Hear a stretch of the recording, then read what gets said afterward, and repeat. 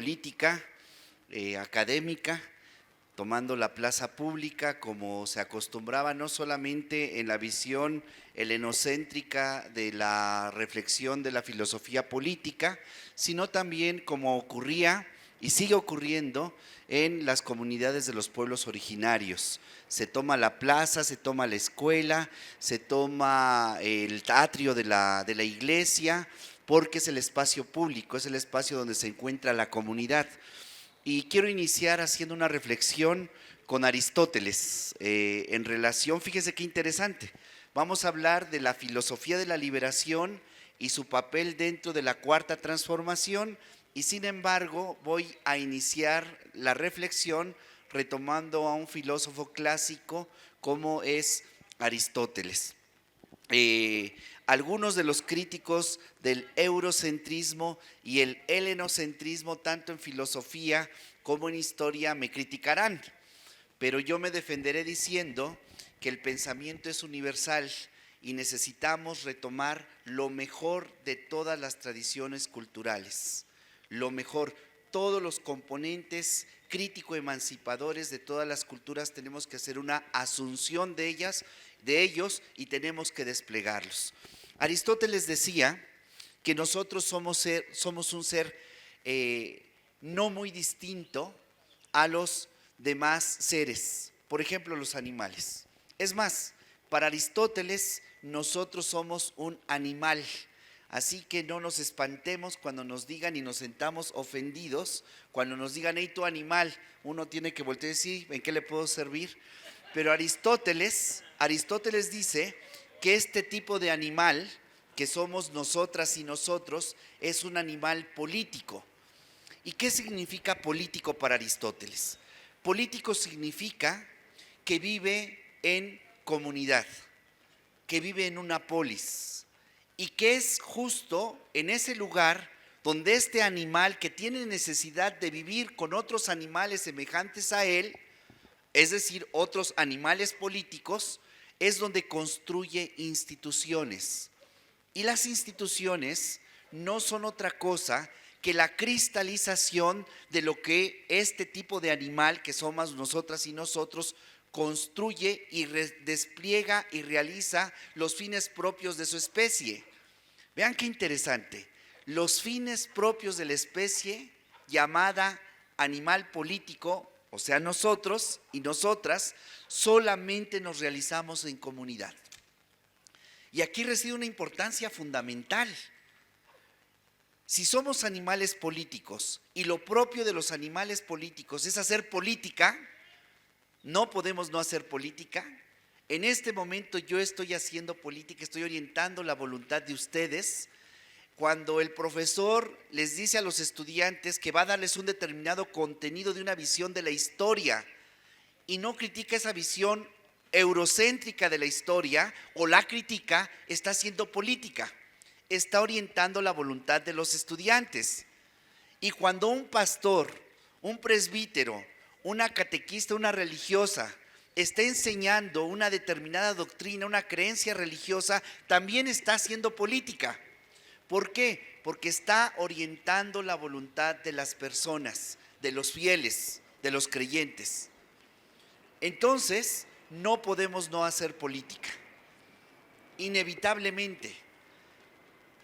Entonces podemos nosotros aplicar sospechómetro y decir, entonces, ¿por qué nuestro gran teórico Joaquín López Dóriga o Loret de Mola, estos grandes intelectuales que tenemos de todos los días, ¿por qué nos dicen que hay una clase política y otros y otras, la gran mayoría, nosotras y nosotros, no nos identificamos con esa clase política?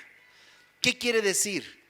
Que nos han usurpado de una y otra forma y constantemente nuestro ser político, porque da miedo que una comunidad tome conciencia de que su acción no puede no ser política, porque busca orientar voluntades, cristalizar proyectos y criticar los que ya hay. Entonces se crea una especie de expropiación de nuestro propio ser en la perspectiva de Aristóteles.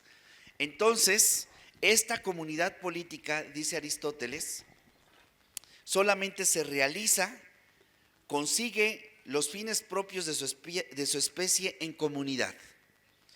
Pero esta comunidad tiene un fin último, dice Aristóteles, un telos, una orientación hacia la cual tiene que tender si es que emplea su diferencia específica. Porque somos animales, dice Aristóteles, pero este animal tiene una diferencia específica. Y la diferencia específica que nos hace un tanto, vean lo que voy a decir, un tanto distinto a los perros, a los pájaros, a las garzas, es nuestra razón.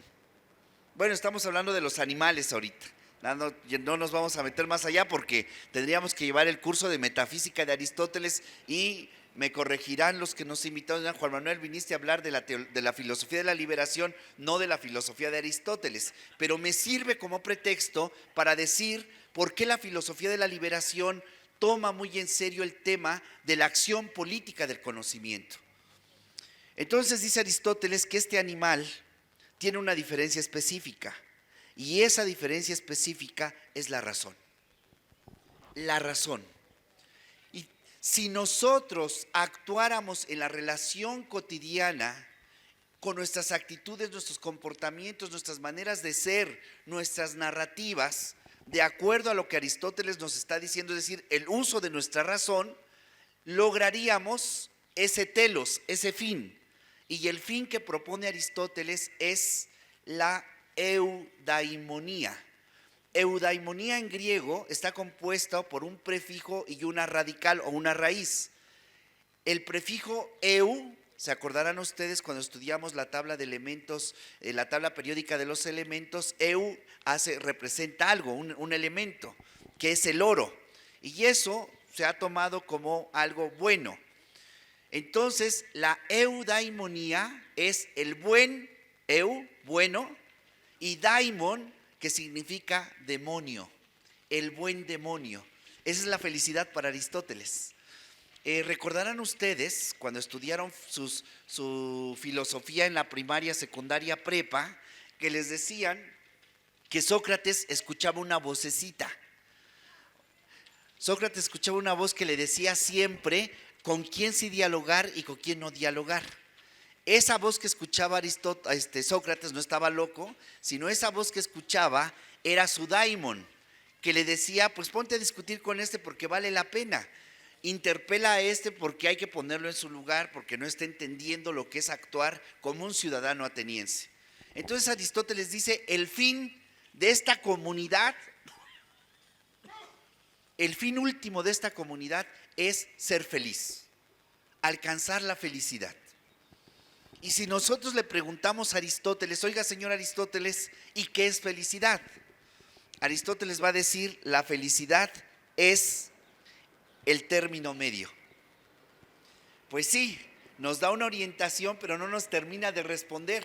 Tendrá que pasar algunos siglos para que venga otro gran filósofo, ahora un alemán, que se va a llamar Emmanuel Kant. Y Kant, diría Lutz Cantinflas, no es nuestro Cantinflas, pero es Kant. Kant va a decir que la felicidad solamente se puede lograr cuando observamos un imperativo. Salud, un imperativo. Estamos en el ámbito de la ética y los imperativos en ética son obligación. No es si quiero, si tengo ganas, si amanecí con entusiasmo. No, la ética es un imperativo, es un deber y es un deber universal. Y aquí ya empiezo a tener diferencias con algunos de los ponentes que han traído aquí también a Buzón Ciudadano, que les han dicho, es que nosotros tenemos que pensar desde nosotros mismos. Bueno, para que yo pueda decir que tengo que pensar desde mí mismo, tengo que estar pensando en un universal. Tengo que estar presuponiendo que lo que estoy diciendo ustedes lo están entendiendo y que incluso si viniera aquí un chino, el chino entendiera que yo quiero afirmarme en mi identidad. ¿Sí ven? estamos ya presuponiendo muchísimas cosas, pero eso ya habrá un debate que nos invitarán a varios filósofos aquí con diferentes perspectivas y cada quien fundamentará y justificará argumentativamente su postura teórica y ustedes como sujetos libres, autónomos, responsables, es decir, como ciudadanos políticos podrán decir, yo creo que me inclino por esta justificación y esta fundamentación teórica porque me amplía mi horizonte de comprensión. Pero ese es el próximo debate que organizará Buzón Ciudadano aquí próximamente. Ya les estoy invitando a un debate, pero bueno, Aristóteles entonces no nos responde en qué consiste realmente la felicidad. De alguna forma sí, porque nos está diciendo que actuemos como lo que somos, es decir, seres racionales, como políticas y como políticos. Pero Kant nos va a dar una clave muy relevante de cómo nosotros, que somos sujetos, que somos libres, que somos autónomos y responsables, es decir, sujetos de la historia, de nuestra historia, no somos objetos sino sujetos. Kant dice, el imperativo, trata al otro siempre como fin en sí mismo, nunca no solo como mediación. Ahí está la felicidad, dice Kant. En la medida que nosotros reconozcamos y respetemos que el otro es un sujeto, fin en sí mismo y nunca una mediación, en esa medida nos estaremos comportando racionalmente. El otro y la otra es siempre un fin en sí mismo y jamás una mediación. Supongamos que yo soy un candidato. Ya se vienen las próximas, ya me estoy preparando para la segunda legislatura de esta ciudad. Y resulta que yo quiero ser candidato, quiero ser diputado. ¿Por qué? Porque al diputado le va bien, tiene buen salario, tiene sus asesores que le hacen el trabajo y tiene una comunidad que con un tinacazo, pues puede esta comunidad favorecer a este representante. Si yo tomo a la comunidad, a la persona, como una mediación para yo obtener mi fin, esto es inmoral, dice Kant.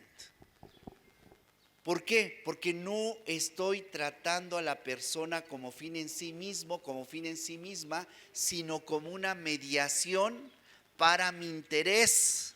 La estoy usando en última instancia. Bueno, sirva esto como un marco teórico de referencia para el tema que nos ocupa. Ya mencioné muchas cosas, mencioné a Aristóteles y el tema de la política, y que somos políticos nosotros, y que los políticos no son los que están en el Congreso solamente, no son los que están en el gobierno solamente. La esencia de la política radica en la comunidad política, en cada una de nosotras y de nosotros. Nosotros somos la esencia. Hacemos una práctica de representación porque no podemos estar todo el tiempo reuniéndonos en la plaza pública para deliberar hacia dónde queremos orientar nuestra comunidad política, sino que nombramos un representante como soberanía que somos, y el mandante que somos nosotros, nosotras, mandatamos al mandatario a que obedezca el acuerdo de la comunidad política. La corrupción de la política ocurre cuando yo representante, antes voy a meter un paréntesis, la corrupción es una palabra en castellano que se deriva del latín, corruptio. Y corruptio tiene tres componentes: un prefijo, una radical o raíz y un sufijo. El prefijo con, significa junto a. El verbo que le da la raíz a corruptio es rumpere. Y rumpere significa echar a perder algo. Vean qué fuerte es el tema. Y el sufijo cio quiere decir acción de algo. Entonces corrupción es la acción o el hecho de echar a perder, de romper, de corromper una situación o una persona. Pero vean lo interesante de la palabra corrupción. La corrupción siempre implica una relación con el otro. no solamente es corrupto el representante, el gobernante, el rico poderoso o el servidor público corrupto. Para que exista esto, se necesita una comunidad corrupta también, que se lo tolera y se lo permite. ¿Sí ven? Entonces hay también corrupción estructural. No solamente hay corrupción personal, hay estructuras que orillan a que las personas se corrompan, pero las estructuras las hacemos los humanos. Ya lo vimos con Aristóteles.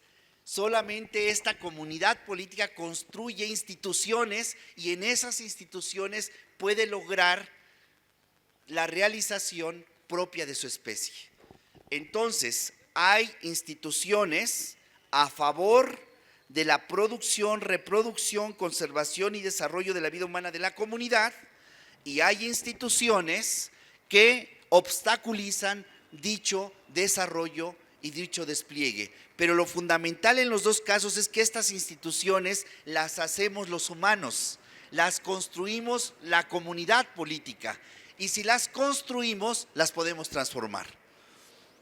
Y las instituciones son necesarias. El lenguaje es una institución. La forma en cómo estamos sentados ahorita con un señor acá enfrente, con una mesa que la hace una especie como de escritorio, con una transmisión, son instituciones. El tráfico, las reglas de la vialidad, es una institución. ¿Sí ven? Son las instituciones mediante las cuales la comunidad política puede alcanzar los fines propios de su especie. Ahora regreso. Entonces, la corrupción burda, esa la encuentra cualquier persona, se puede dar cuenta de eso. Hasta Loret de Mola. Si ven, se ve que la traigo contra ese señor, pero tengo mis razones. Hasta Loret de Mola se da cuenta cuando la corrupción es burda. Por ejemplo, decir que el proceso de apropiación de una casa blanca en Las Lomas es un acto de corrupción, eso es burdo. Eso hasta la señora que quiso justificar que era fruto de su trabajo se daba cuenta que era burdo. El señor que lleva su portafolio lleno de dólares y se los dan por tener una concesión, una carretera, un nuevo tren, etcétera. Eso es burdo. La corrupción es mucho más sutil, compañeros, compañeras. La corrupción tiene que ver con una actitud subjetiva y es donde no nos hemos puesto a pensar. Miren, México es de los países que tienen un nivel de control de anticorrupción de los estándares más grandes a nivel mundial. La pregunta es, si tenemos esos estándares, ¿por qué tenemos la situación que tenemos?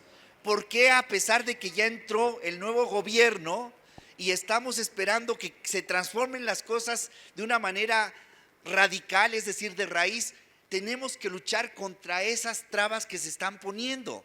¿Por qué? Porque la corrupción es más sutil. La corrupción en política es cuando yo, que soy el representante político de ustedes votaron por mí porque juntos en una asamblea, en un proceso de elección formal por medio de urnas, descubrieron que Juan Manuel tenía quizá la posibilidad de plantear y hacer cosas distintas. Si Juan Manuel, cuando fue elegido, su representante popular, cree que por haber sido elegido en él reside la soberanía, eso es corrupción. ¿Sí ven? Es a partir de una creencia, porque a partir de esa creencia se sigue todo lo demás. Y puede desembocar en casas blancas, puede desembocar en ranchos, puede desembocar en empresas públicas que se privatizan. Eso ya es lo burdo. El principio de la corrupción fue una concepción subjetiva, que yo creo que soy la fuente del poder. Y por eso tomo decisiones y me torno, en lugar de ser un diácono, un servidor de la comunidad política, una diaconisa, una servidora de la comunidad política, me torno en un despotés, en un déspota, donde el poder se convierte en dominación, ya no es servicio, sino yo pienso que el poder reside en mí y entonces yo tomo decisiones de manera unilateral e impositiva. De allí el pasito al acoso sexual, al acoso laboral, a la venganza, hay nada. ¿Por qué? Porque tengo la concepción de que, una concepción distorsionada de que el poder reside en mí, y el poder no reside en mí. Yo usurpo el poder de la comunidad política y me lo apropio. Entonces, ¿qué debemos hacer esta comunidad política? Llamar una y otra vez a cuentas al representante, porque él es el mandatario. El mandatario, ¿saben qué significa mandatario? El que obedece. Exactamente, el mandadero, el que recibe el mando. Pero ¿quién es el mandante? La comunidad política. Y por eso necesitamos encontrarnos, necesitamos crear espacios de discusión y reflexión para ver y consensar y fundamentar argumentativamente si la línea que se está llevando en nuestro gobierno no es el gobierno, es nuestro gobierno. Es la comunidad, son los representantes de la comunidad que hemos decidido, que hemos como acuerdo político, que estén al frente para cumplir nuestra voluntad como comunidad política. Bueno, ¿qué tiene que ver todo esto con la filosofía de la liberación? Esto es filosofía de la liberación. Lo que les acabo de plantear es una concepción distinta del poder. No es el poder como tradicionalmente lo estudiamos en la universidad. Ciencias políticas les enseñan a nuestros politólogos que el poder es dominación. Y en ciencia política y administración pública les enseñan a nuestros universitarios que tienen que llegar a ser muy buenos politólogos para ponerse al servicio de un diputado y tener solucionada su vida en el futuro. ¿Sí ven? ¿Por qué? Porque la concepción teórica que hay allí de poder es una concepción de dominación. Y así lo concebimos. Y tan lo concebimos así que cuando vamos a la Cámara de Diputados está cerrado eso, está blindado. ¿Por qué? Porque esos señores y esas señoras piensan erróneamente que ellos son la sede del poder. Y no son la sede del poder. Ni el presidente de la República es la sede del poder. Y hay que decirlo por amor a la verdad. Él es el representante, el que cristaliza a un poder que es el ejecutivo, pero que ha sido nombrado por la comunidad política. Y por eso es nuestro representante. Y es nuestra responsabilidad apoyarlo. ¿Por qué? Porque está defendiendo el acuerdo que dijimos en un proceso de un programa de gobierno. Queremos ese y no queremos ese, ni aquel, ni aquel. Queremos este. Decidimos nosotros. En los representantes hay marcos de autoridad, por supuesto, pero la autoridad tiene que ver y tiene que estar muy vinculada a la legitimidad. ¿Y qué da la legitimidad en el poder? El consenso con la comunidad política. La filosofía de la liberación, ahorita voy a exponer qué es eso de filosofía de la liberación. La filosofía de la liberación tiene un imperativo ético. El imperativo ético de la filosofía de la liberación es libera al pobre. Ese es el punto. Si nosotros tenemos claro eso, ya estamos entendiendo cuándo hay teoría crítica y cuándo hay teoría tradicional. Paulo Freire. La teoría tradicional es aquel tipo de discurso, de reflexión sobre determinadas prácticas que lo que hacen es fundamentar y justificar la lógica de reproducción, es decir, la positividad del sistema hegemónico vigente. Repito, la teoría tradicional es aquel tipo de reflexión que fundamenta y justifica racionalmente. Busquemos nada más al profesor Max Weber, por ejemplo. ¿Ven? ¿Qué nos va a decir Max Weber? Jean Grondin. El profesor Jean Grondin tiene un libro fantástico que se llama Introducción a la Metafísica y otro que se llama Introducción a la Hermenéutica. En estos textos el profesor Grondin retoma el planteamiento del profesor Gadamer y nos dice que todos interpretamos, tenemos la ineludible condición de interpretar, no podemos no interpretar, pero justo porque no podemos no interpretar es una situación existencial, pero no solamente la hermenéutica es un planteamiento existencial, una condición de vida, ya es dado, sino también hay un planteamiento metodológico. ¿Sí ven? Hay formas límites, marcos hermenéuticos desde los cuales yo, por ejemplo, no puedo sacar de este compartir con ustedes sobre la dimensión, el papel de la filosofía de la liberación en la cuarta transformación nacional. No puedo sacar una conclusión como mi abuelita toca la trompeta y anda en un monociclo. Si ven, hay marcos hermenéuticos y sin embargo lo podemos hacer, y eso se llama manipulación. Entonces tenemos que tener prendido todo el tiempo nuestro sospechómetro para darnos cuenta qué es lo que se nos quiere decir, qué es lo que se nos está diciendo y hacia dónde se orienta nuestra voluntad. Yo la primera vez que vine aquí con ustedes, yo les decía, aplíquenme sospechómetro, sospechen de mí, porque yo no vengo ingenuamente, yo no dejé a mi familia sábado, después de venir de un mano vuelta, me vengo a dar una conferencia, con un compartir con ustedes, más bien una provocación con ustedes por los chulos ojos de Toño. No vengo por eso, yo vengo porque quiero orientar la voluntad de ustedes. Y si alguien quiere orientar mi voluntad, yo tengo que aplicarle sospechómetro. Es más, le aplico sospechómetro porque me dice que sospeche. Sospecho de que me dice que sospeche. Si generalmente no quieren que sospechemos, al contrario, nos quieren convencer y persuadir de que el planteamiento que se está haciendo es lo más pertinente y lo más razonable. Y yo les estoy diciendo a ustedes, no, sospechen de mí porque yo les vengo a orientar su voluntad. Yo les vengo a decir, miren, esto que yo estoy planteando considero que es razonable y yo considero por lo tanto que ustedes lo deberían de seguir. Quien piense que cuando habla no tiene esa pretensión, está grave. Todos cuando hablamos tenemos la pretensión de verdad y la pretensión de universalidad. Hasta aquel Loret de Mola que nos miente todas las mañanas. Tiene la pretensión de universalidad porque quiere orientar nuestra voluntad. Tiene una línea editorial que le dan, ahora sí que le tiran línea y él tiene que acatar y esforzarse porque su planteamiento sea aceptado por la comunidad.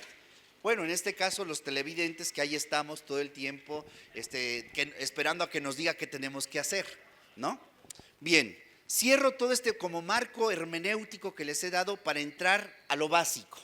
¿Qué es la filosofía de la liberación? La filosofía de la liberación es un discurso, es una teoría. Filosofía no es praxis en el sentido estricto. La filosofía, la praxis está aquí. Esta es la praxis.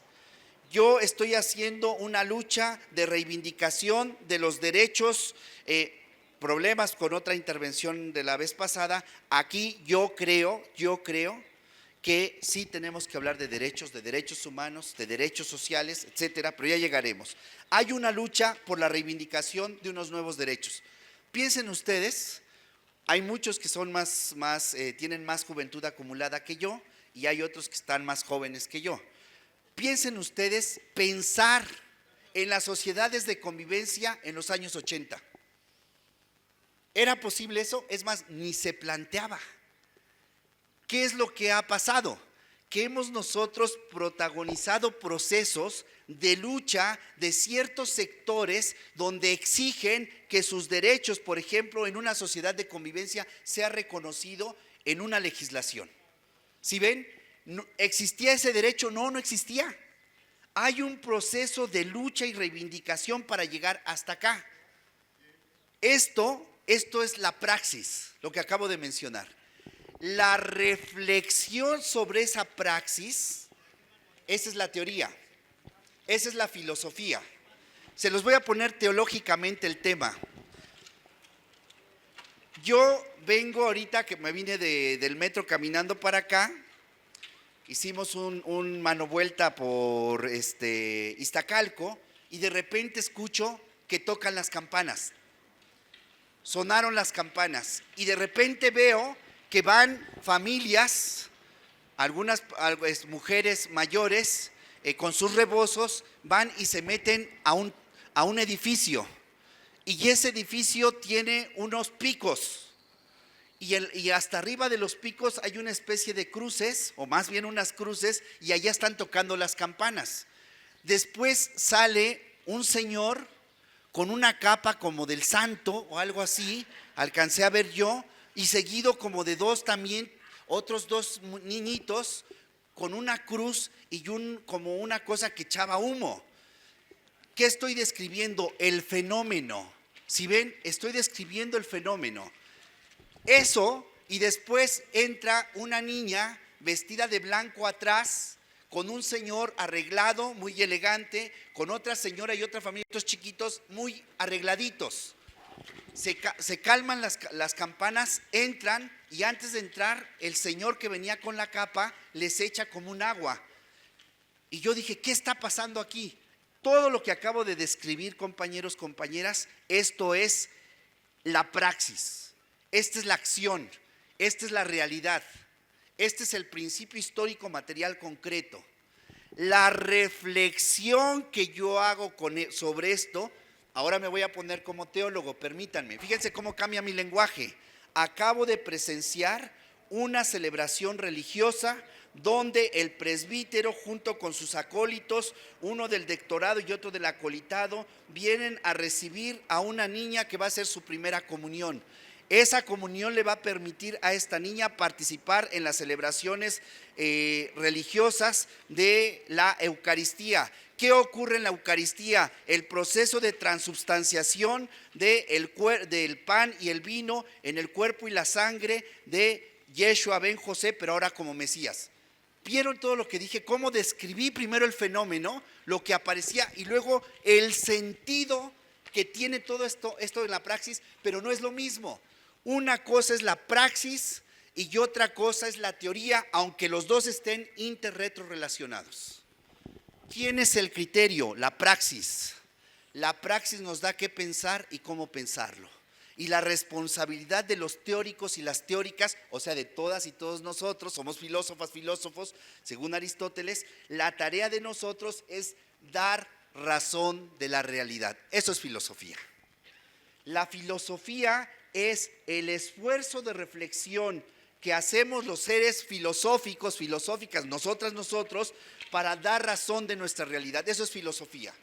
Filosofía es dar razón de la realidad.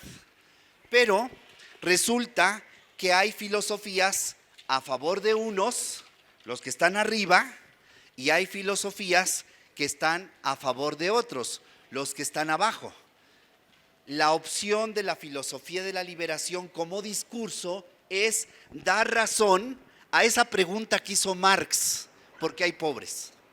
O mejor dicho, como respondería la filosofía y la teología de la liberación, no es porque hay pobres, porque hay empobrecidos. Porque no es lo mismo hablar de pobre que hablar de empobrecido. Pobre abstracto, empobrecido un proceso, una institución, unas relaciones sociales, económicas, políticas, religiosas, que mantienen a unos en situación de empobrecimiento y a unos disfrutando de los beneficios como privilegio en el proceso de explotación, usurpación y concentración de la riqueza. La filosofía de la liberación entonces va a buscar dar razón de por qué hay pobres y por qué son mantenidos en la pobreza. Y de allí se desprende un imperativo ético, porque haciendo uso de la razón se desprende el imperativo de libera al pobre. ¿Por qué? Porque eso es racional. Liberar al pobre es el acto racional, es el acto ético. Mantenerlo en la explotación, en la exclusión, en la dominación, es una situación irracional, injusta, por lo tanto, inmoral y no ética. La filosofía de la liberación entonces va a tener muy clarísimo el locus enunciationis, desde dónde está parado, desde dónde yo estoy haciendo mi discurso, desde dónde yo miro la realidad, cómo construyo, qué lentes uso, qué lentes teóricos uso para leer esta realidad. Y Ramón Grossfogel, un gran amigo nuestro que ojalá lo inviten cuando esté aquí en México, uno de los grandes teóricos de la decolonialidad, dirá Ramón Grossfogel: revisemos nada más nuestras bibliotecas en las universidades y ahí nos vamos a dar cuenta con qué lentes estamos leyendo la realidad. Y esos lentes son construidos desde una perspectiva eurocéntrica. El criterio de demarcación es lo eurocéntrico como ideología. Cuidado, cuidado, porque algunos no lo saben, pero ya lo se enteraron ahorita. Algunos saben que yo hice mi doctorado en Alemania y ahora estoy haciendo la habilitación también en Alemania. Y lo primero que me dicen mis colegas: oye, Juan Manuel, tú muy anti-eurocéntrico y te vas a estudiar a Alemania. Muy anti-eurocéntrico y estás haciendo otra vez tus estudios en Alemania. ¿Por qué no estudiaste aquí? Bueno, primero porque no hubieran aceptado mi trabajo en la UNAM, para empezar. ¿Sí ven? Porque la visión eurocéntrica la tenemos no como dice el profesor Dussel. El profesor Dussel dice que el eurocentrismo es el componente enmascarado sutil que se encuentra en la ciencia y en las humanidades y en la ciencia social, pero de manera sutil. Y que ese componente enmascarado sutil orienta y pone en una superioridad cultural a los norteuropeos en relación al resto del mundo. Y yo digo, que me disculpe, ya viene el libro sobre eurocentrismo que se los prometí aquí a los compañeros del buzón, ahora que salga lo venimos y lo presentamos: eurocentrismo, eurototalidad y eurototalitarismo filosófico y teológico es el texto. Yo le digo al profesor Dussel, le respondo y le digo: no es el componente enmascarado sutil, no es que haya ahí un componente que le ponemos y está enmascarado y sutil y ya no lo tomamos en libros, en cultura, en ciencia, en literatura, en teología, en filosofía, todos los componentes pónganle aquí. Yo digo, no es un componente sutil, es la atmósfera en la cual nos movemos, es la gran diferencia. No es un componente, sino que ya es la atmósfera hegemónica en la cual se mueve la cultura, se mueve la academia, se mueve la investigación, la ciencia, incluso, compañeros, compañeras, la estética, la erótica, la teológica, la económica. Si ven, no es un componente, es la atmósfera. ¿Y qué tenemos que hacer? Eso que dijo muy bien Walter Benjamin en las tesis de la historia: necesitamos pasarle el cepillo a contrapelo a nuestras teorías, a nuestras prácticas, a nuestras creencias, a nuestras maneras de ser y de relacionarnos. ¿Por qué? Porque lo estamos respirando, lo estamos mamando, lo estamos justificando y lo estamos reproduciendo. Estamos reproduciendo el modo de ser y estar en el mundo norteuropeo, es decir, burgués capitalista. Es lo que estamos haciendo. Que ese modo de estar y ser en el mundo va adquiriendo elementos en cada cultura, por supuesto, pero es la tradición ideológica hegemónica vigente y tenemos que poner un distanciamiento crítico. Ahora, cuidado, no estoy diciendo con esto que mandemos por allá lejos a la modernidad, de ninguna manera, de ninguna manera. Yo creo que la modernidad tiene componentes crítico-emancipadores que tenemos que hacer una asunción de ellos.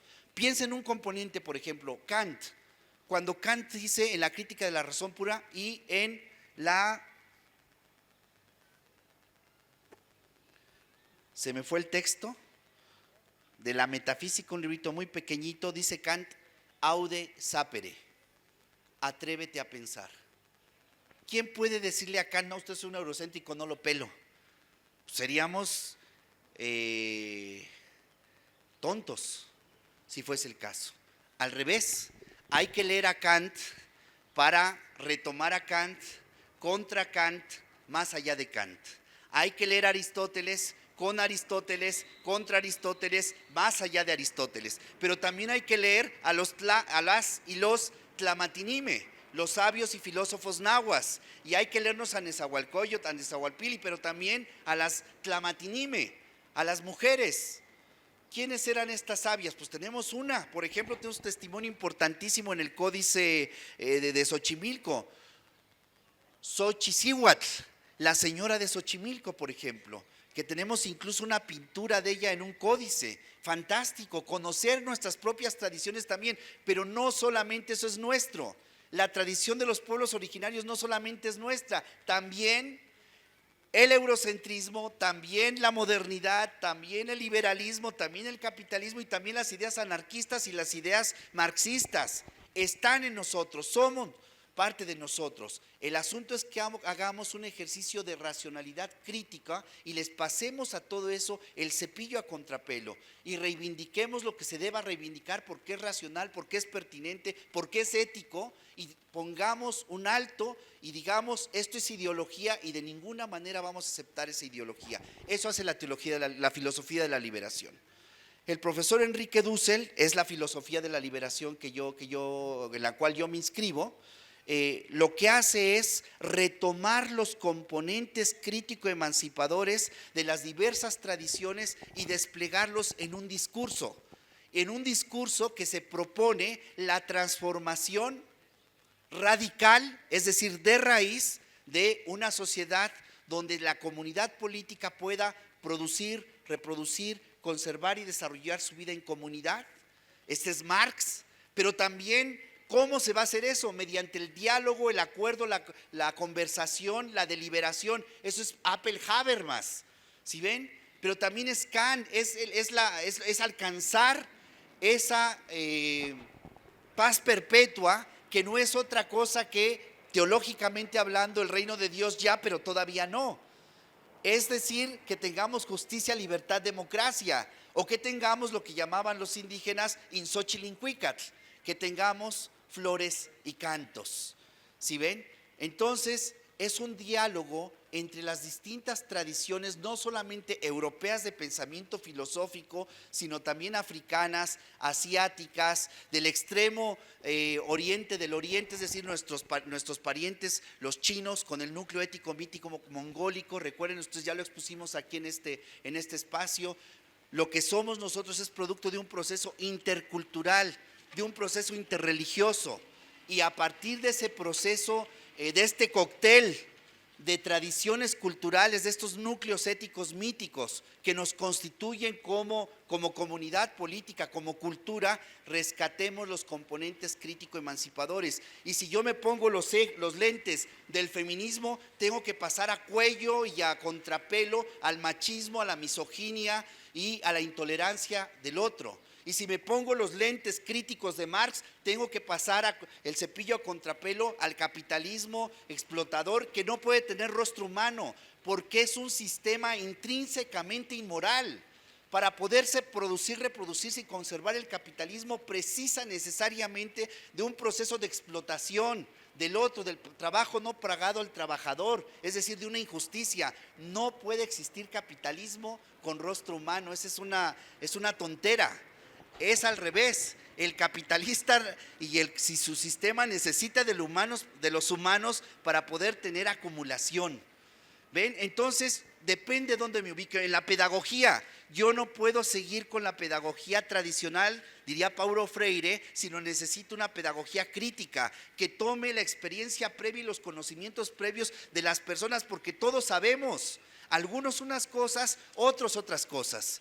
El conocimiento siempre se construye en comunidad, se recupera la memoria, y ahí me meto con el problema de la historia. No se trata de un positivismo histórico donde pienso que haciendo historia es recuperar lo objetivo del pasado. Eso Kant ya se encargó de acabarlo, y Benjamin dice: lo fundamental en el estudio de la historia no es la objetividad del pasado, sino la memoria. Y es más, el pasado, como lo dijo muy bien el profesor hace 8 días aquí, el pasado no es pasado, como lo diría muy mal el filósofo nunca bien reconocido y ahora en situación de salud muy grave, mexicano, José José, que dice: el pasado es pasado y no me interesa. Se equivoca el señor José José. El pasado no es pasado, está aquí con nosotros, es un presente que nos está tocando en nuestra puerta y que exige que le hagamos justicia. Y por eso los 500 años, ¿qué digo 500 años? ¿Ven?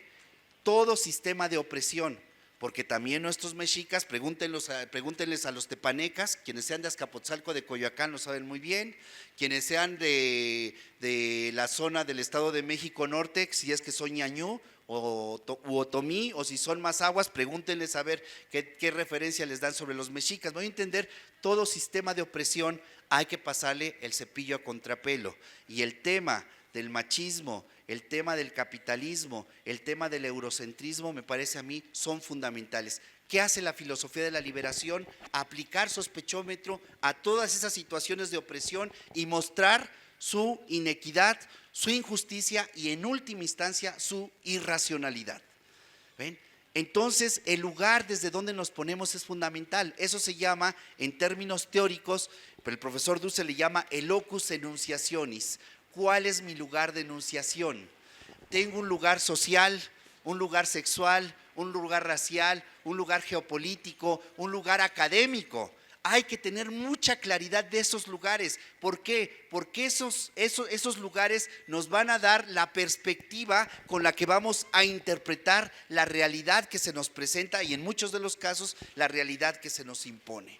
Entonces, la filosofía de la liberación en su plano ético, que tiene ya un imperativo, libera al pobre, la pregunta es ¿cómo le hacemos? Y lo primero que dice la filosofía de la liberación es afirmarte desde tu propia negatividad.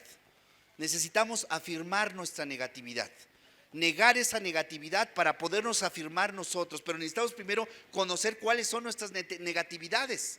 Y entonces el profesor Dussel toma a los pensadores de las diferentes tradiciones y dice, en pedagogía me sirve más Paulo Freire que Piaget, pero también tengo que conocer a Piaget. En economía me sirven los clásicos economistas, pero me sirve más Marx porque me explica mejor mi realidad. Lo fundamental entonces, dice la filosofía de la liberación, lo fundamental es la realidad, no los filósofos ni las filósofas. Si recurro a los filósofos, Aristóteles, Sócrates, Platón, San Agustín, Santo Tomás, Duns Scoto, si recurro a los modernos, Descartes, Spinoza, Kant, Hume, si recurro a los contemporáneos, Zizek, Boaventura, recurro solamente a ellos como una propedéutica. No es para que yo me haga especialista en Hegel, en Kant, en Marx, en Marcuse, en Benjamin, en la misma filosofía de la liberación. No es para que yo me haga especialista en eso. Recurro a todos ellos para que al igual que ellos, yo dé razón de mi realidad. Y mi realidad no es una realidad de primer mundo, no es una realidad de justicia, libertad, democracia, no es una realidad donde los hombres y las mujeres vivimos y tenemos alegría de vivir. Tenemos miedo de salir, tenemos miedo de que nos secuestren, tenemos miedo de que nos desaparezcan, tenemos miedo de que tenemos miedo. Entonces tenemos que dar razón de esta realidad que tenemos. Y recurro a todos estos filósofos como una ayuda para explicar mi realidad. Kant, ¿qué enseñaba Kant? Se enseñaba a sí mismo. Sus clases eran su pensamiento. ¿Qué tengo que hacer yo como teórico crítico? Mostrar mi lectura de la realidad. Si ven, si yo me pongo a ser repetidor de un filósofo, de un político, de un teórico, ¿qué estoy haciendo? Repetidor. Y de lo que se trata es de que yo dé razón de mi propia realidad en tanto sujeto, libre, autónomo, responsable y siempre en comunidad. Siempre en comunidad. Se trata de que nos tomemos en serio nosotras y nosotros. Que digamos de ahora en adelante esta situación que estamos viviendo, de las próximas candidaturas, de la formación que estamos recibiendo, me toman o yo tomo a los otros como sujetos fines en sí mismos o como una mediación de promoción de los coordinadores de Buzón Ciudadano, porque ya quieren también ser diputados. ¿Ven? Entonces nosotros somos mediación para ellos, no nos toman como fin en sí mismos. ¿Sí ven? La persona siempre es fin en sí misma. Y la ética no se restringe, no se queda en el plano, por ejemplo, de una reflexión pública, de una reflexión callejera. Sí, aquí está, pero la ética es para llevarnos la interpelación y ver en la relación, en la actitud, en el comportamiento, en la manera de ser y relacionarnos con los demás y entre los demás, revisar si estamos tratando al otro como fin en sí mismo, si estamos atendiendo la interpelación que me hace el otro. Marx tiene hay una anécdota muy bonita de él. Ustedes saben que en Alemania los estudiantes antes de entrar a la universidad hacen una especie como de tesis, vean qué fuerte, es lo que se llama el Abitur. Y el Abitur en Alemania, los muchachos de 17, 18 años tienen que escribir un ensayo casi como tesis de licenciatura, pero acá con 17, para entrar a la universidad, y les dan temas. Y a Marx le dieron un tema fantástico y muy, muy fuerte. El tema era, vean qué fuerte está el asunto. El tema era razones para elegir una profesión. Ese era su trabajo de graduación del bachillerato de Marx. Y Marx hace una reflexión ética impresionante, con 17 años. Dice Marx, ¿cuáles son las razones por las cuales yo debería escoger una profesión? Y dice Marx, ¿tener dinero? No es la razón fundamental.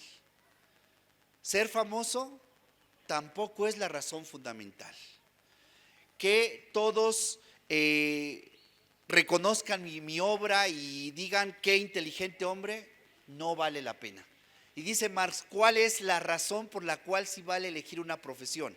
Y dice, la razón es cuántas personas o el mayor número de personas que pueda yo hacer felices con mi profesión.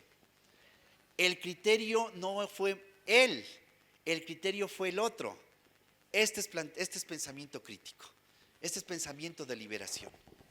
¿Y qué tiene que ver todo este pensamiento donde las víctimas son el centro, donde se hace un ejercicio de razón buscando los elementos críticos en las diferentes tradiciones para ponerlas al servicio de la transformación de esta realidad? ¿Qué tiene que ver con la cuarta transformación? Yo creo que mucho. Y yo personalmente, ustedes lo saben, los que me conocen, hemos participado activamente en el proceso y seguimos participando. Yo estoy particularmente preocupado porque les quiero decir que el componente teórico, el marco referencial de muchos de nuestros compañeros que están en el ejercicio de gobierno o en la legislación no tienen claridad teórica. No hay claridad teórica. Es decir, no hay un referente crítico. Por supuesto que hay teoría, sí hay teoría indudablemente, pero no hay un referente crítico. No nos hemos tomado en serio que para poder transformar un país en otra dirección necesitamos miradas, perspectivas y contenidos otros. Si queremos cambiar los resultados necesitamos fórmulas y contenidos distintos y necesitamos que esto esté pasando. Necesitamos no solamente que la gente que es representante tenga otro horizonte de comprensión más allá de la política tradicional, donde yo creo que por ser representante reside en mí el pueblo, la soberanía. No, señor, no reside en usted. Lea filosofía política crítica.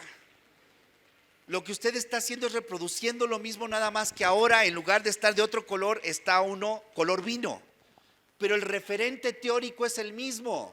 Ese es el problema que tenemos y necesitamos nuevas categorías, pero no nuevas en el sentido de que las vamos a inventar, sino que necesitamos revisar nuestra historia, los procesos por los cuales ya hemos pasado y darle otra vez el cepillo a contrapelo y darnos cuenta que eso tiene límites, que necesitamos un nuevo modo de organización y no lo vamos a inventar. La historia ya nos ha dicho cómo son y cómo se hacen, que necesitamos que nuestros políticos sean predecibles, es decir, que sepamos que cuando nos dicen sí es sí y cuando nos dicen no es no, y que respeten el acuerdo y que se sometan al mandato.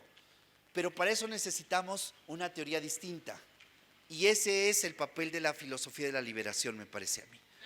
Los filósofos y las filósofas de la liberación tienen que estar pensando que el tema del género en la praxis política es fundamental, porque si yo creo que tengo la autoridad, creerme que yo soy autoridad y que reside en mí la autoridad, es decir, el poder, de allí para hacer acoso laboral al compañero o hacer acoso sexual a la compañera, hay un pasito, compañeros.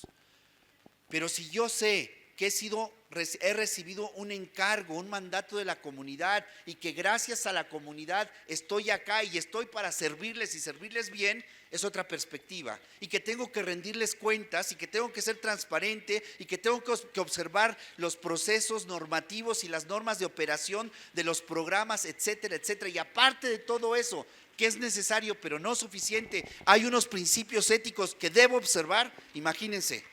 ¿qué tipo de praxis política tendríamos? Una praxis política cuya esencia es la ética. Ese es el proceso. Creo yo que vamos comenzando, se van haciendo pasos, hay muchas dificultades, tanto de los procesos internos de la praxis del gobierno, que es muy difícil, es lentísima como ella sola, pero también necesitamos que la comunidad política, nosotros nos movamos, reactivemos la acción y la participación y los espacios de organización y participación comunitaria. Necesitamos multiplicar los círculos por muchas partes del país. La tarea es muy grande, es nada más ni menos que transformar este país, transformarnos a nosotros mismos, transformar el sistema educativo, el sistema económico. Pero para eso necesitamos otro tipo de conciencia y otro tipo de mirada. Si no, vamos a producir y reproducir lo que ya estamos y lo que hemos tenido dentro de nosotros, es decir, teoría tradicional, y reproducimos práctica tradicional, organización política tradicional. Y eso hemos dicho, no lo queremos. Le pasaremos el cepillo a contrapelo en el sentido de que eso tiene aportes, tiene elementos, pero son necesarios, pero no suficientes. Me parece a mí que por allí podemos caminar. La filosofía de la liberación va a afirmar seis principios. Es una ética de principios. El principio material, el principio formal y el principio de factibilidad. El principio material dice: yo debo producir, reproducir, conservar y desarrollar la vida en comunidad. El principio formal dice: yo debo tomar en cuenta a los afectados de manera simétrica. Y el principio de factibilidad dice: yo debo trabajar para que el principio material, la vida de la comunidad, el principio formal, el consenso y el acuerdo argumentativo se hagan realidad. Si nosotros, dice la filosofía de la liberación, si nosotros afirmamos estos tres principios, el material, el formal y el de factibilidad, podemos tener pretensión de bondad, de justicia, de libertad. Si no lo hacemos, pues fracasaremos en el intento, compañeros. El profesor hace 8 días les dijo: no tenemos que ir al futuro, el futuro viene a nosotros. Nosotros creemos también que nosotros sí podemos construir, podemos transformar. Y es más, Benjamin en las tesis de la historia y en el libro de la metafísica de la juventud lo dice claramente: es nuestra responsabilidad hacerlo. Pero el profesor Dussel dice: bueno, el principio material, la vida, el principio formal, el consenso, y el principio de factibilidad, la utopía, también la vive Carlos Slim, también la viven los del PAN. Buscan que se produzca su vida, tienen consensos en Davos y tienen grandes acuerdos y trabajan para que eso se haga realidad. O sea, entonces los tres principios, ¿en qué quedamos? ¿Los cumplimos o no los cumplimos? Sí, pero más allá. Es decir, desde el lugar de las víctimas construimos que esa vida de las víctimas se reproduzca. Andrés Manuel lo tuvo clarísimamente en el pasado proceso electoral, no este que pasamos, sino el anterior, cuando dijo: por el bien de todos, primero los pobres. Es el tema, la producción, reproducción, conservación y desarrollo de las víctimas.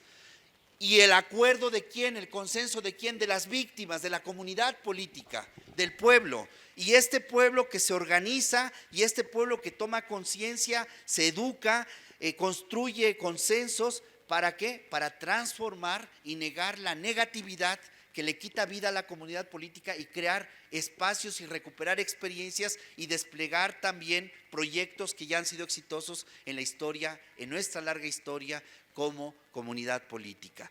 Me parece a mí, compañeros, entonces, que la cuarta transformación de la República que hemos iniciado, no ahorita, viene de un proceso largo, debería de poner mucho cuidado en el tema de la formación.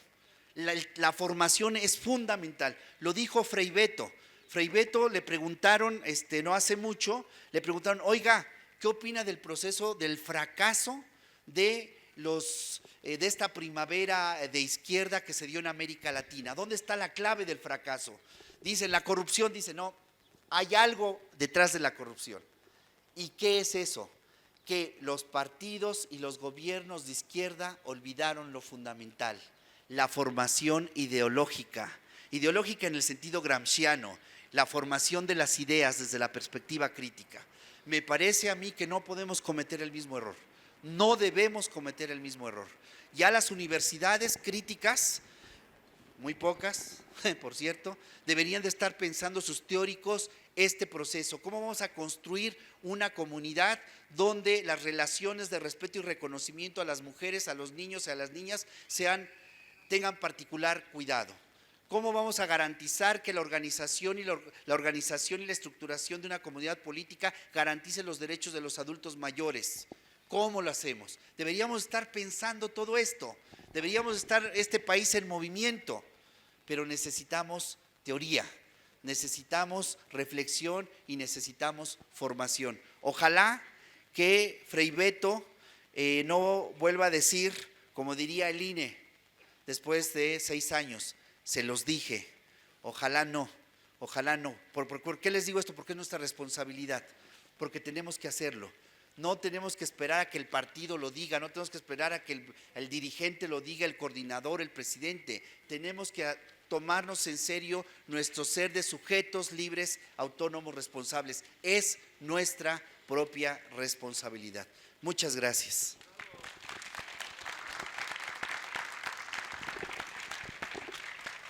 Muy bien, maestro.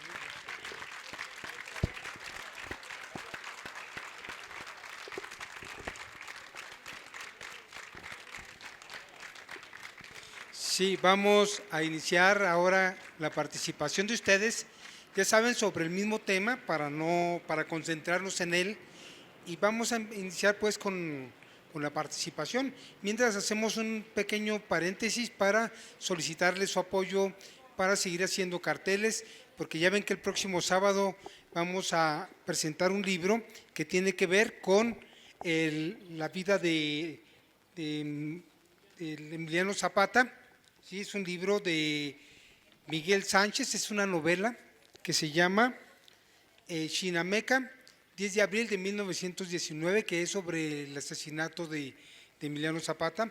Es para el próximo sábado, y ya saben, ayúdenos a repartir carteles para que esto se siga difundiendo, y ahí la compañera Yolanda les va a pasar el bote para mandar a hacer más carteles del otro evento. Entonces así es como aquí el compañero Luciano les va a hacer el favor de pasarles los carteles para que nos ayuden, ya saben, a distribuirlos, a comunicarlo. Y bueno, lo que ahora vamos pues ya a las participaciones de ustedes. Le paso el micrófono al compañero Luis Martín Ángeles. Muchas gracias, gracias a nuestros participantes en redes sociales. Saludos a Mina, saludos a NECA, y desde luego le plantean 2 preguntas. Una de ellas, Rodo C.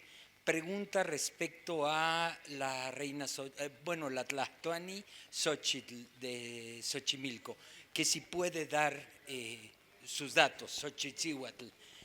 Segundo asunto, alguien pregunta si filosofía de la liberación es lo mismo que teología de la liberación. Gracias, doctor. Bien, gracias. Saludos a las personas, a los compañeros y las compañeras que nos siguen en línea. Gracias por las preguntas.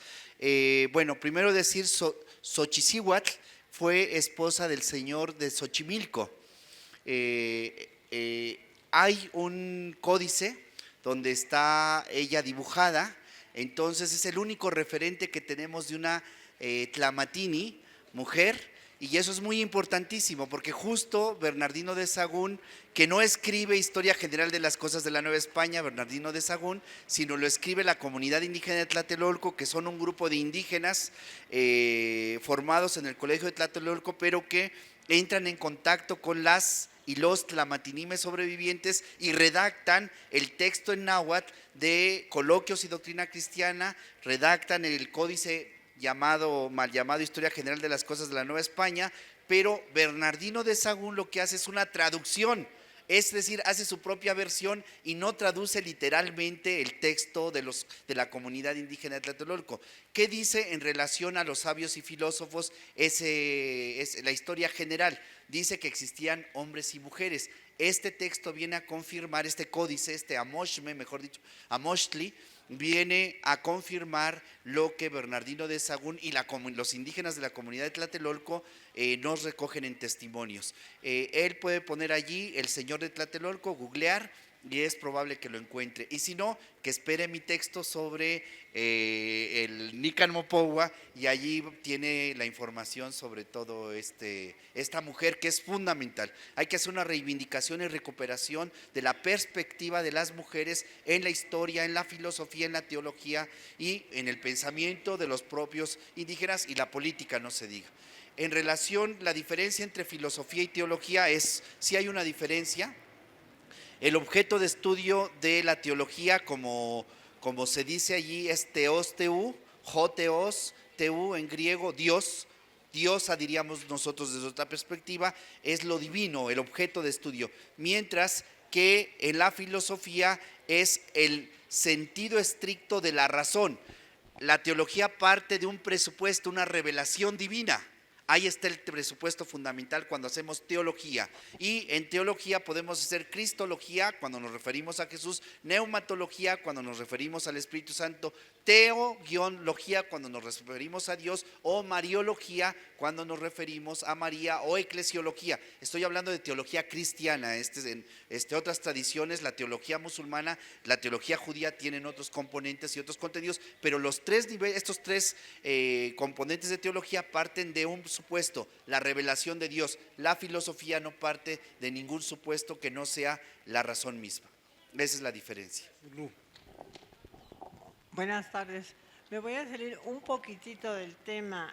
Como empezamos a hablar de los animales racionales e irracionales, yo quisiera saber si hay algún proyecto del plástico, de la cultura del plástico, y que está afectando a todo el mundo, ¿verdad? Esa es mi pregunta, si tienes algún comentario. Gracias. Sí.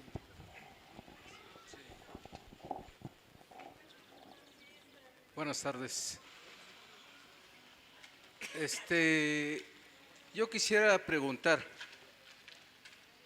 partiendo de que se nos ha dicho que nuestra cultura tiene inmerso totalmente lo occidental. Escuché también sobre un referente que también permea todo nuestro saber, el eurocentrismo.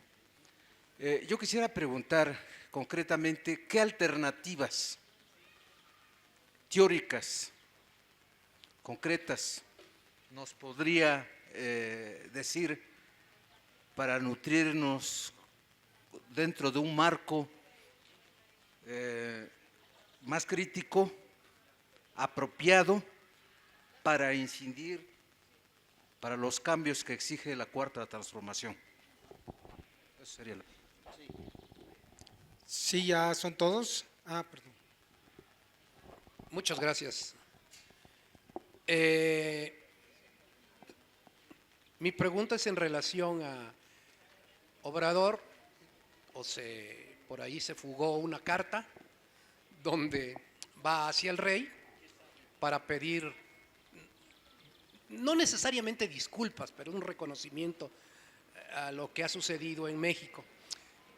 Y la pregunta es sabemos que había muchas filosofías en México, o muchas culturas, y que pues la conquista la hicieron los propios mexicanos guiados por los españoles, por la mentalidad que se venía desarrollando, ¿no?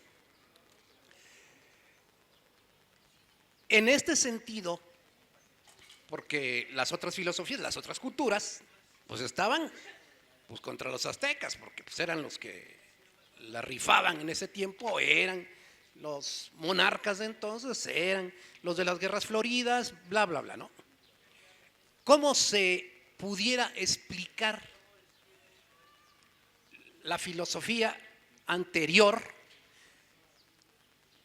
y pidiéndole, es como pedirle a Trump que se retracte? No, jamás lo va a hacer. Y seguirá, sí, seguirá. Así el rey, pues, si son elegidos de Dios, según ellos, Pues no sé cómo tendría que, si no explicarlo, disculparse de alguna manera, aunque son tiempos diferentes, pareciera fuera de contexto, pero muchas de las cosas se dan todavía ahora, ¿sí?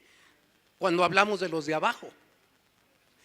Entonces, ¿cómo nos lo pudieras explicar? Porque me es difícil, ¿sí? No entender lo que hagan, sino toda esta cuestión de las grandes filosofías autóctonas en relación a la filosofía europea, digamos, pasada y actual. Gracias. Buenas tardes, doctor Juan Manuel. Escuché con mucha atención tu ponencia y primero que nada quiero felicitarte porque es un tema de pronto muy complejo por todo lo que lleva y el desconocimiento también de la propia historia, ¿no?, de nuestros países latinoamericanos. Desde esa perspectiva, desde ese punto, quiero felicitarte por el tema que expones esta tarde, la teología de la liberación en la Cuarta Transformación. Históricamente hay tres temas que me parecieron interesantes. Primero es este manejo, cuando hablabas de los medios de comunicación, cuando hablabas de cómo los medios de comunicación tratan de imponer su agenda política a través de ciertos conductores de televisión. Y hablabas acertadamente de un personaje que su nombre pues suena a total y absoluto rencor político, llamado Carlos Loret de Mola. El segundo tema que me pareció interesante es esta parte de la historia, que tenemos que conocer la realidad histórica de México, los tres procesos políticos que ha vivido México para poder entender la Cuarta Transformación. El primer gran proceso, todo el mundo lo conoce, fue la independencia de México, fue la primera gran transformación que sufre este país. La segunda gran transformación la sufre México durante el proceso de las llamadas leyes de reforma, con Benito Juárez, que dan pie a lo que fue la Constitución Política de los Estados Unidos Mexicanos y las leyes que hoy tenemos en la parte civil. Hay un tercer evento muy importante en México, que es la Revolución de 1910, que es la tercera gran transformación de este país, que pasaron cosas importantes, pero que se han quedado en el olvido, y hay que retomarlas precisamente en los 100 años del caudillo del sur, Emiliano Zapata. Creo que esos son los tres puntos fundamentales que yo resalto de tu ponencia. Felicitarte por esta hermosa ponencia, y a los que nos están viendo, pues hacer una reflexión y no olvidarnos de nuestra historia, para que no pase lo que dijiste hace un momento, que dentro de 6 años nos digan, se los dije. Creo que esa es la parte importante, trabajar desde abajo para poder fortalecer esta cuarta transformación en México. Muchas gracias.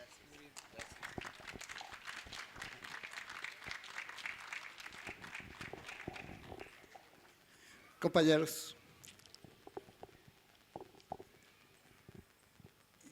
por supuesto que toca a Toño realmente agradecer y felicitar al doctor por esta hermosísima conferencia.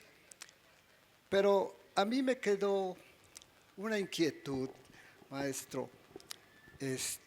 Habló muy tangencialmente de la representatividad de una comunidad política. Y resulta, hasta nuestra Constitución dice que somos una república representativa, y hay algunos que vemos, hay una gran falacia.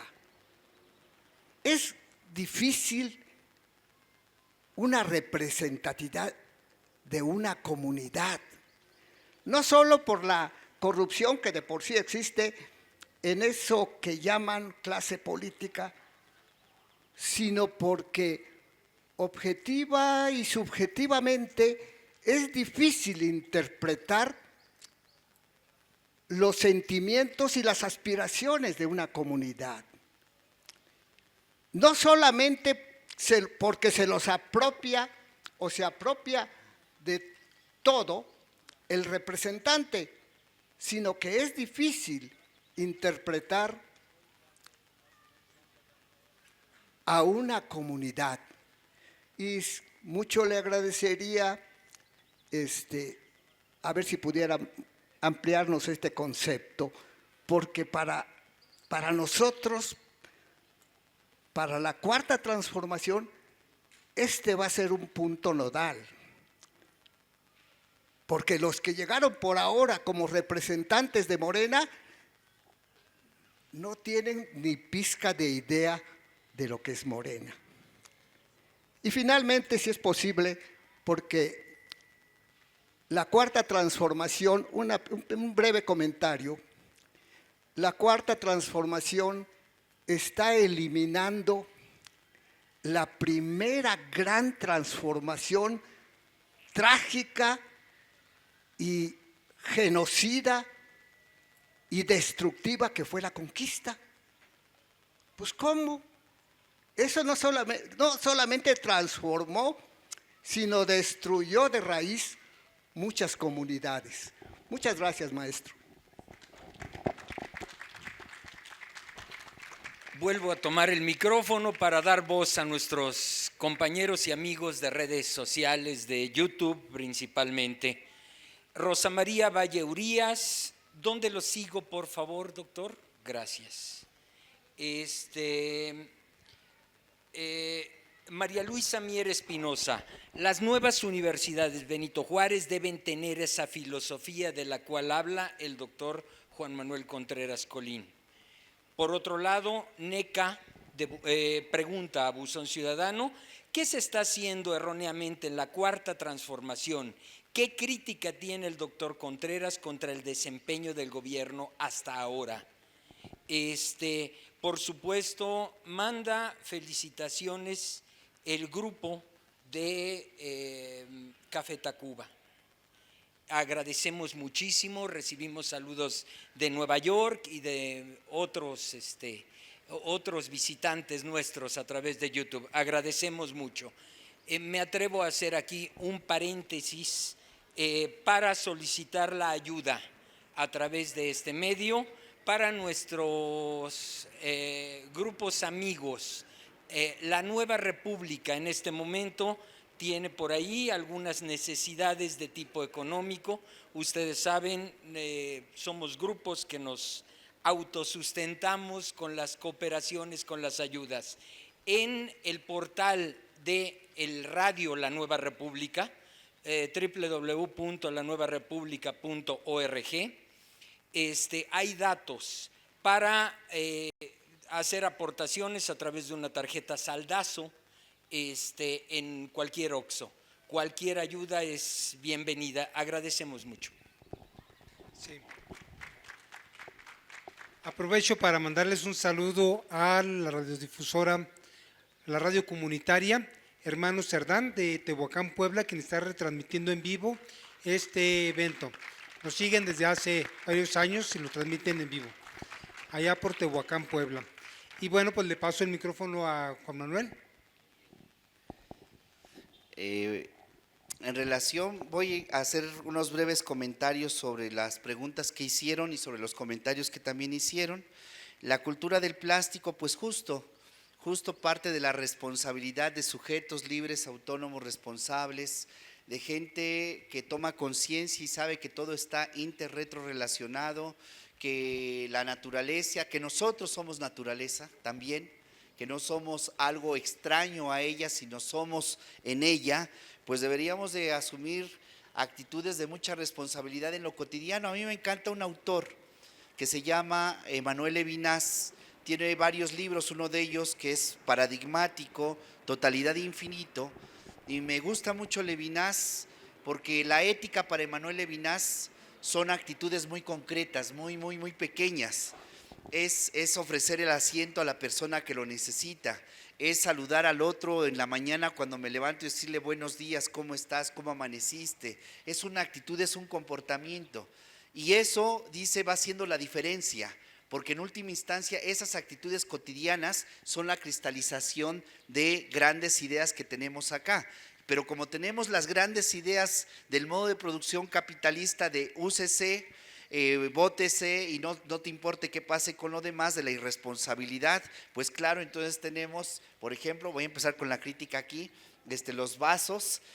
Por ejemplo, podríamos hacer un consenso entre nosotros que siempre que vengamos a Buzón Ciudadano, lo que hacen mucho de las comunidades eclesiales de base en Sudamérica y también aquí en México, llevan su plato, su jarrito, su cuchara, y entonces vamos haciendo un frente de lucha a todo este proceso de una lógica de reproducción de la positividad del sistema vigente, que es úsese, bótese y vuelva a comprar para que gire esta economía depredadora, ¿no? Entonces, si vamos haciendo como esos pequeños giritos de traer siempre nuestra tacita, nuestro jarrito, entonces cuando compramos el café incluso nos pueden dar un poquito más de café porque le ahorramos incluso a los mismos productores este gasto, ¿no? Entonces, por ahí lo vería como actitudes pequeñas, pero que van haciendo diferencias entre nosotros.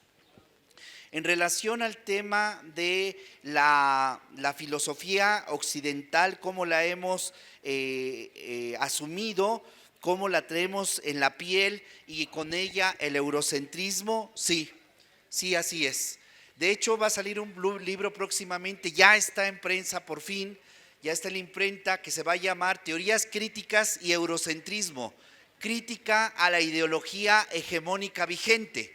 Y yo escribo un largo texto allí, unas 180 páginas, es un texto nada más, que se llama Eurocentrismo, Eurototalidad y Eurototalitarismo filosóficos. Y lo que yo sostengo es que no solamente hay un componente ideológico, el eurocentrismo, esto es Amir Amin. Yo invento dos categorías. Si Heidegger lo hacía, ¿por qué nosotros no?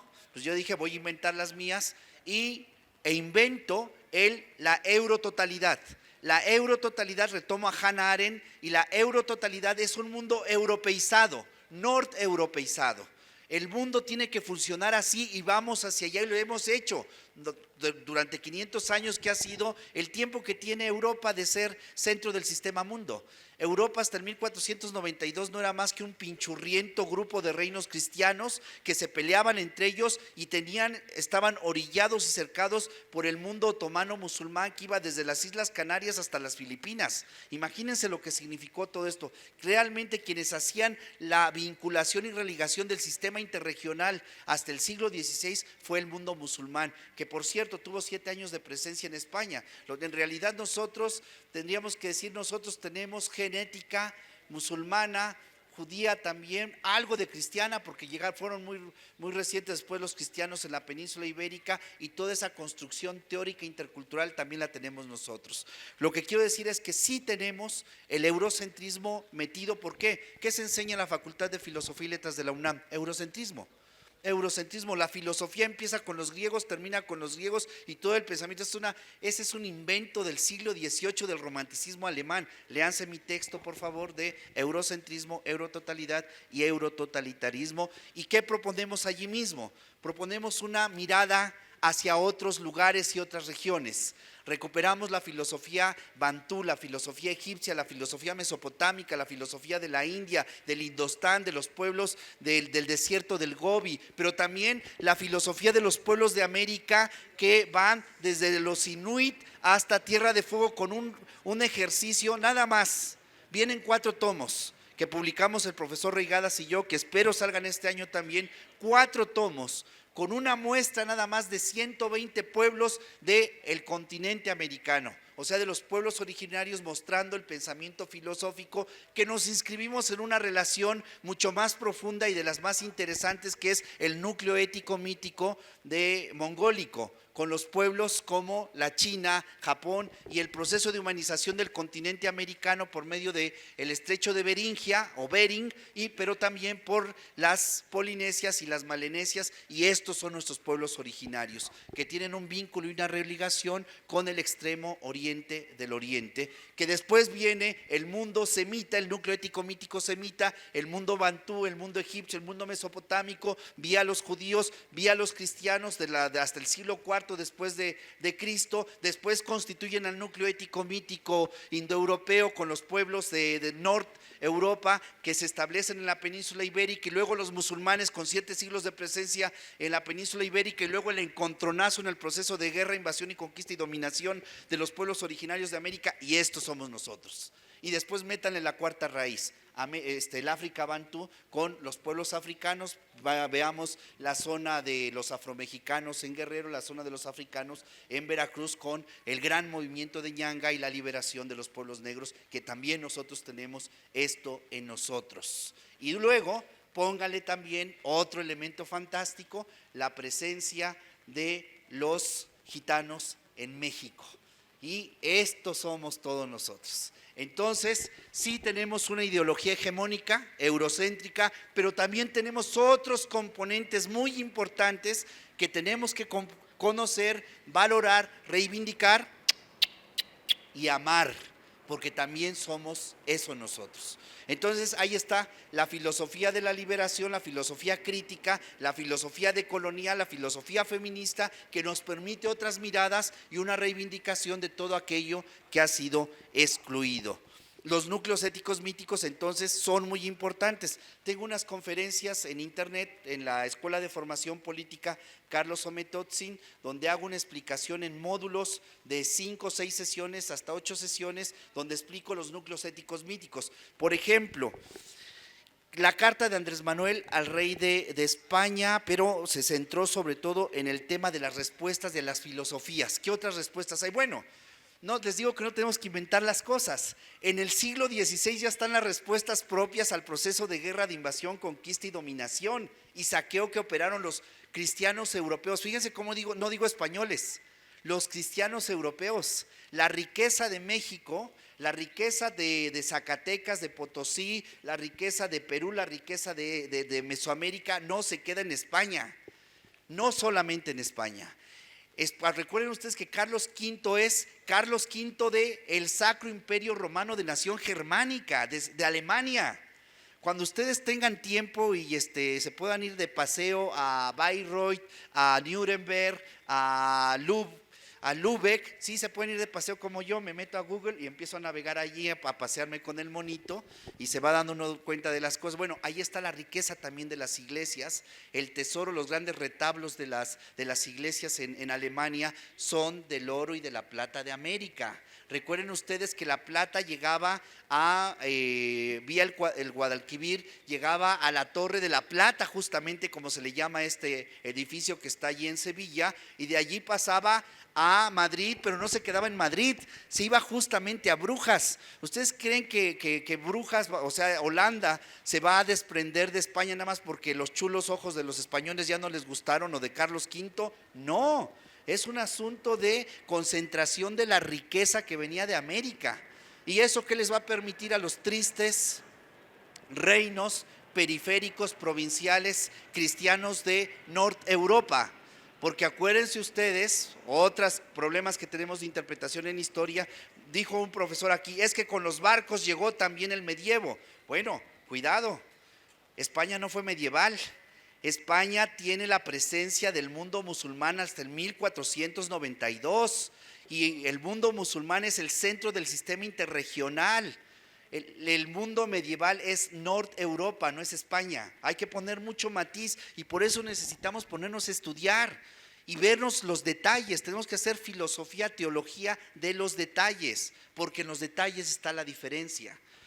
Entonces, ya están respuestas. ¿Cuál es la respuesta al diálogo de 1524, el diálogo del 1524 en el mal llamado Coloquios y Doctrina Cristiana de no Bernardino de Sahagún? Otra vez, no es de Bernardino de Sahagún. Nos hemos comido que la gran lumbrera del 16 mexicano es el padre Bernardino de Sahagún. Lo reconocemos y lo valoramos, pero hay que ponerlo en su lugar. Él no escribe ni coloquios ni doctrina cristiana, ni escribe historia general de las cosas de la Nueva España. Eso lo escribe la comunidad indígena de Tlatelolco. Lean mi tesis de doctorado también, que ya va a salir también publicada y la vamos a presentar aquí. Tengo el compromiso con él. Y allí hago un desmontaje de toda esta concepción ideológica, mostrando cómo los indígenas formados en el colegio de Tlatelolco conocen perfectamente la lengua, el español, el latín, el griego, la lengua, la cultura y la filosofía europea, pero también conocen su propia lengua, su propia tradición y pueden hacer el engarce entre las dos culturas y recrear una cultura con la otra.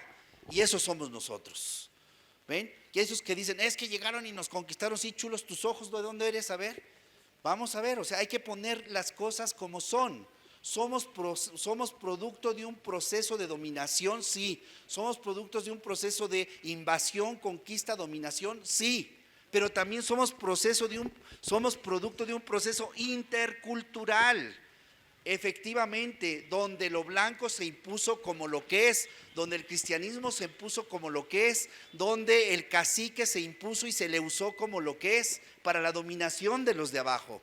Pero eso somos también nosotros y tenemos que reconocerlo y tenemos que reivindicar lo que se tenga que reivindicar y pasarle el cepillo a contrapelo lo que se le tenga que pasar. ¿Y por qué saqué todo este discurso?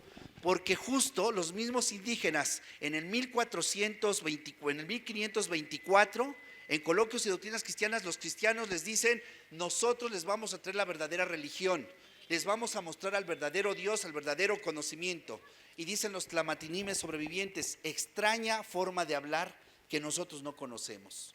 Una clase de política de primer nivel, solamente comparada, iba a decir una barbaridad, pero mejor no, iba a decir solamente comparada con la que le hizo Fidel Castro a Fox, pero no, este es todavía más nivel, y creo que Fidel Castro estaría de acuerdo, que es mucho más nivel el que tienen los tlamatinimes sobrevivientes en la disputa ideológica, como yo le llamo, nada de diálogos, disputa ideológica entre los tlamatinimes y los franciscanos. La élite más culta presente en la Nueva España son los religiosos franciscanos, que no son cualquier moco de huilo, son la crema innata de la intelectualidad que viene tanto de Castilla, porque no podían venir, pero también de Flandes. Recuérdense que Pierre de Gand, Juan de Ahora y Juan de Tecto no son españoles, son flamencos. ¿Y por qué vienen flamencos? Primo hermano del emperador Carlos V de España primero, Carlos V de Alemania primero de España es Pedro de Gante. Tenía que tener metido aquí, como ya ven, que mandan a sus representantes para controlar el asunto. No es política nueva, viene desde siempre. Entonces, ¿qué le responden los indígenas a este tipo de filosofía? Pues le responden el Nican Mopohua. Y entonces se tienen que leer el Nican Mopohua para entender junto diálogos y doctrina cristiana contra. Aquí dicen: vamos, escupan sobre sus dioses, sobre su cultura, sobre su tradición. Vomítense sobre ellos, dicen los tlamatinimes, no lo tenemos por verdad y no lo cumplimos, aunque esto nos cueste la vida. Es la conclusión de Coloquios y Doctrina Cristiana. ¿Y qué le responde el Nican Mopohua? El Nican Mopohua le dice: mira, tú piensas que el proceso de la relación entre las culturas es de dominación, de explotación, de injusticia, de violación. Mujeres, ahora yo te voy a decir cómo debe ser el encuentro en y entre las culturas, y eso se llama Nican Mopohua. Pero, ¿quién nos ha enseñado en la universidad a estudiar el Nican Mopohua? ¿Quién conoce en la universidad el Cuicapeucayotl? ¿Quién conoce en la universidad? Me doy a entender, o sea, es eso que no consideramos conocimiento y despreciamos. ¿Por qué? Porque nuestra visión eurocéntrica dice: hay que enseñarles primero a Platón, Sócrates, Aristóteles, a los protofilósofos, a Anaxímenes, Anaximandro, Tales de Mileto, porque esos son los más importantes. Yo digo, esto es necesario, pero no suficiente. También tengo que conocer a los y las tlamatinimes y tengo que dar razón, porque todo esto soy yo. Y lo reivindico, y ahora descubro que también soy lo negro, y ahora descubro que también soy lo chino, y ahora descubro que también el mito de Osiris me ha constituido en el juicio de Osiris de la sala de Mat. Y entonces, ¿qué tengo que hacer? Estudiar todo esto. ¿Para qué? Para dar razón de mi praxis política, para dar razón de mi relación con los demás, para dar razón de mí mismo. ¿Sí ven? Entonces Aristóteles llega otra vez: tomémonos en serio como lo que somos, animales racionales. Loret de Mola, medios, independencia, ya no repito bien el resumen del compañero, no quise rehacer las 3 transformaciones porque ya lo han reflexionado mucho, pero cuidado por favor, todas las transformaciones tuvieron su filosofía, todas. Pero ¿qué pasaba? Que no había conciencia del lugar de enunciación. Y por eso el mismo Miguel Hidalgo, el mismo profesor, miren lo que estoy diciendo, el mismo profesor José María Morelos y Pavón tiene una tesis de bachiller. Cuando hace su bachiller en filosofía, vayan al Colegio de Jalisco, y si no, pídanlo ustedes que se los envíen, la tesis de bachiller del profesor José María Morelos y Pavón. ¿Y saben contra quién discute José María Morelos y Pavón? Contra Descartes. O sea que nuestros héroes son gente culta, es gente que se preocupó por formarse e informarse bien. Pero en el horizonte de esa época la reivindicación estaba sobre lo que se consideraba que tenía el ser, porque todavía está operando el eurocentrismo con toda esa fuerza que nos dio durante 300 años, durante el proceso de dominación colonial, que sí era un virreinato, pero también era un colonialismo lo que se estaba haciendo. Entonces, cuidado, si hay filosofías que están operando, ahorita están operando filosofías, no pueden operar. Hay referentes teóricos, eso es lo importante. Entonces lo que hay que hacer, otros referentes teóricos críticos que reivindiquen, reposicionen, nieguen la negatividad que nos hace el sistema, pero también pongan de cabeza un sistema injusto, es decir, lo pongan en su lugar. Representación, el tema de la representación, la esencia de la política no es la representación. La esencia de la política es la participación. La participación es la esencia. Y de allí, esa participación, se desprende efectivamente la representación. Porque la comunidad política, como les dije, no puede estar todo el tiempo en una situación de asamblea permanente. Ni que fuéramos el CGH, miren que yo vengo de allá. Si ven, no tendríamos las condiciones de posibilidad para eso. ¿Por qué? Porque tenemos que producir, reproducir, conservar y desarrollar la vida. Tenemos que ir a realizarnos en nuestro trabajo. Tenemos que ir con nuestras calabacitas tiernas y con nuestros chayotes dulces. Si ven, necesitamos encontrarnos. Y ya debe haber espacios como este que tenemos que hacer como práctica permanente para repensar qué significa participar, cómo vamos a participar, qué significa representación, qué significa delegación, etcétera. Necesitamos hacernos de las categorías, necesitamos hacernos de las tradiciones teóricas para que esa participación sea efectiva, pero también sea legítima. Entonces, yo nada más reivindicaría de lo que usted dice el tema de la teoría crítica que fundamenta y justifica nuestra participación y la representación. ¿Dónde me pueden seguir? Estoy en la Escuela de Formación Política Carlos Ometotzin. El próximo módulo que voy a dar, acabo de estudiar muy fuerte a Alejandro Magno, Alejandro el Grande de Macedonia. ¿Por qué? Porque con Alejandro quiero desfondar Atenas. Quiero desfondar Atenas y mostrar que Atenas no era lo que nos dicen que ha sido Atenas, el lugar del origen de la razón. De un tipo de razón sí, pero no es el origen de la filosofía. Es de un tipo determinado de filosofía, sino que le pregunten a Alejandro Magno, que fue discípulo de Aristóteles, ¿no? Y junto con Alejandro Magno voy a dar el próximo módulo, voy a dar Sun Tzu, el arte de la guerra. Entonces voy a hacer un análisis político mostrando la importancia de la guerra dentro de la acción política, pero le vamos a poner de cabeza, así como Gramsci toma a Maquiavelo y Maquiavelo le enseñaba al príncipe cómo dominar a la población. ¿Qué hace Gramsci? Le da vuelta al príncipe y le dice al pueblo, miren, Maquiavelo nos muestra cómo el príncipe nos domina. Si ven el asunto, le da la vuelta. Yo quiero hacer con Sun Tzu lo mismo. Quiero mostrar que Sun Tzu nos dice que en el fondo, el principio no es pólemos, no es la guerra, sino es la moral. Es lo que yo quiero mostrar y ese es el próximo módulo que voy a dar en la Escuela de Formación Política y ahí me puede seguir. Las nuevas universidades tendrían que tener la filosofía de la liberación como un referente fundamental, creo que sí. Creo que sí. Hemos hecho un esfuerzo muy grande. Ustedes saben que junto con el profesor Enrique Dussel estuvimos en la rectoría de la Universidad Autónoma de la Ciudad de México. Cuando estuvimos allí dijimos nosotros, ahora sí, vamos a hacer que la filosofía de la liberación sea el referente en esta universidad. Y tristemente nos dimos cuenta que los obstáculos más grandes se ponen incluso desde los cuerpos colegiados. Pero tenemos que trabajar, tenemos que insistir. Hay en esa universidad un espíritu muy crítico, muy fuerte, expresado en su ley de autonomía, en su carta motivos. Son de las leyes de universidades más críticas que existen en el país. Hay que reivindicarlas, pero hay que hacerles principio de coherencia. La el nivel del discurso con el nivel de las relaciones cotidianas entre los cuerpos colegiados y los cuerpos de los diferentes sectores de la universidad. Creo yo que las universidades el modelo Juárez que va a implementar el gobierno de la República sí tendría que hacer caso a la pedagogía crítica, a la filosofía crítica, a la sociología crítica, a la psicología crítica. Tenemos que retomar las tradiciones de mejor pensamiento para formar mejores ciudadanos con un fuerte componente ético y de responsabilidad. Nada más termino diciendo que el profesor Vargas Lozano lo dijo y lo dijo bien. Todas las transformaciones tienen su filosofía.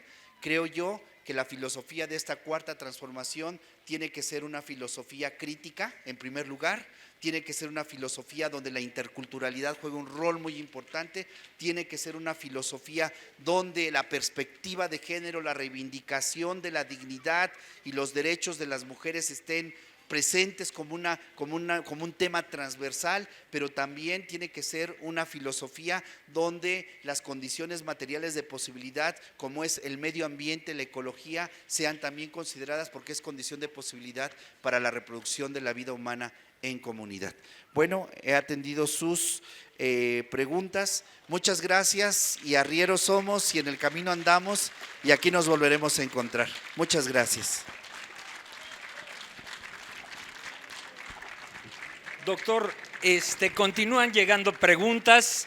Desde luego parece que usted ha tenido un éxito rotundo con redes sociales. Mucha gente preguntando dónde puede conseguir sus libros. Obviamente cómo pueden seguirlo, en qué canal pueden seguirlo. También preguntan aquí cómo crear un círculo de estudios. Y por supuesto, aquí el doctor Contreras alguna vez expuso que para lograr la politización de México necesitábamos de pepitas de oro, la señora del puesto de la esquina. ¿Se está logrando ese objetivo en la cuarta transformación? Es cuanto. Gracias. Saludos.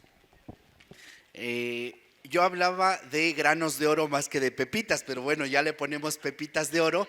Las pepitas de oro, ¿quiénes son? Somos nosotras y nosotros. Es doña Chole, la señora de los tamales, que está allí desde las 6 de la mañana, 6, 7, 8, 9, 10, 11, 12, 7 horas en una relación de vinculación comunitaria, conociendo y creando comunidad. Eso ya es transformación, pero eso tenemos que valorarlo, tenemos que darle sus besos y decir, doña Chole, usted es importantísima en nuestra comunidad. Y tenemos que vincularnos y religarnos con el Señor que nos hace el servicio de limpiar la calle y llamarle por su nombre y dignificarlo y que se sienta parte de nuestra comunidad. Y tenemos que ser amorosos y tiernos y vigorosos en la casa. ¿Para qué? Para que tengamos hijos e hijas seguros, que defiendan sus derechos, porque un derecho no defendido es un derecho perdido. Y concluyo diciendo, el miércoles, sí, este miércoles estaré en Diálogos de Confianza en el Canal 11 hablando sobre, es a las 10, ahorita lo corroboro, nada más les digo, el tema es un tema fundamental, es el tema del pecado. Ustedes saben que hay pecados capitales, según en la tradición religiosa, y esos pecados capitales, uno de ellos tiene que ver con la acumulación, y ese pecado es la avaricia. Y vamos a discutir sobre el tema de la avaricia. Cuidado, no hay que hacer un lado lo simbólico. En política lo simbólico es lo fundamental. Lo simbólico, ¿ustedes creen que este señor que está aquí agarró el estandarte que agarró nada más porque era lo único que se encontró en el camino? No, es lo simbólico. Porque lo simbólico vincula y religa. Y vamos a discutir en Diálogos en Confianza sobre el tema de la avaricia, si solamente es acumulación de dinero o tiene que ver con otras cosas. Allí pueden seguir la discusión y bueno, aparte de eso, pues hay que orientar críticamente y eso es, los granos de oro vinculan y religan y hay que encontrar esos granos de oro en toda nuestra comunidad. Muchas gracias, buenas tardes. 10 de la mañana. Los libros, ya viene el de eurocentrismo, y teorías críticas. Va a salir por la editorial Guillotina, muy baratísimo, por eso nos fuimos en esa editorial. Y vienen los 4 tomos de pensamiento filosófico indígena de los pueblos de América, y son 4 tomos por el Colegio de San Luis. Es lo inmediato. Colegio de San Luis, lo pueden pedir en internet. Ya está el otro libro de protofilosofía griega, del jónico al Egeo y el Mediterráneo, todo el pensamiento de los presocráticos, mal llamados presocráticos, los protofilósofos y las protofilósofas. Ese libro ya está en venta. Bien, para servirles. Colegio de San Luis, en internet lo pueden conseguir. Gracias. Bueno, y hay libros en internet, ¿eh? Sí hay libros gratis en internet. Se los voy a mandar a Toño para que a lo mejor, no sé si se puede hacer, pero ustedes aprovechenlo. Por eso lo abrimos gratis en internet para colaborar y que puedan tener. Es un libro sobre el profesor Dussel que hacemos con Lutz, y otro libro que hacemos con el profesor Mario Rojas, que también está en línea y lo vamos a poner.